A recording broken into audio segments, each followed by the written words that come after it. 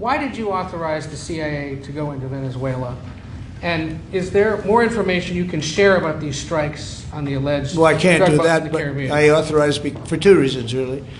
Number one, they have emptied their prisons into the United States of America.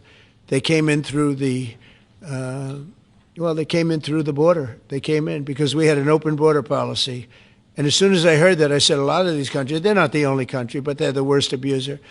And they've entered they've allowed thousands and thousands of prisoners, mental institution, people from mental institutions, insane asylums, emptied out into the United States. We're bringing them back, but that's a really bad, and they did it at a level that probably not, many countries have done it, but not like Venezuela. They were down and dirty. And the other thing are drugs. We have a lot of drugs coming in from Venezuela.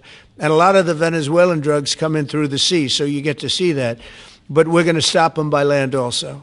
Does the CIA have authority to take out Maduro?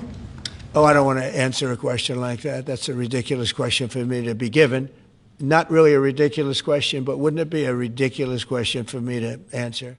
The ships, though, sir, there are Republicans and Democrats up on the Hill concerned that in the briefings they've gotten about those attacks, they're not necessarily getting information about who was on them and what exactly was on those ships. Can you ensure that? But they are given information that they were loaded up with drugs, and that's the thing that matters. When they're loaded up with drugs, they're fair game. And every one of those ships they're not ships, they're boats, they're speedboats. They're extremely fast, record-setting type speedboats. They cost a lot of money, and they have a lot of money because they're drug sellers. But they know one thing, and they all have the same thing in common. There's drug dust. They call it drug dust. They call it fentanyl dust all over the boat after those bombs go off. And you can take along. Attack them, though, that they're a We know before. We know when they go out. We know we have much information about each boat that goes out.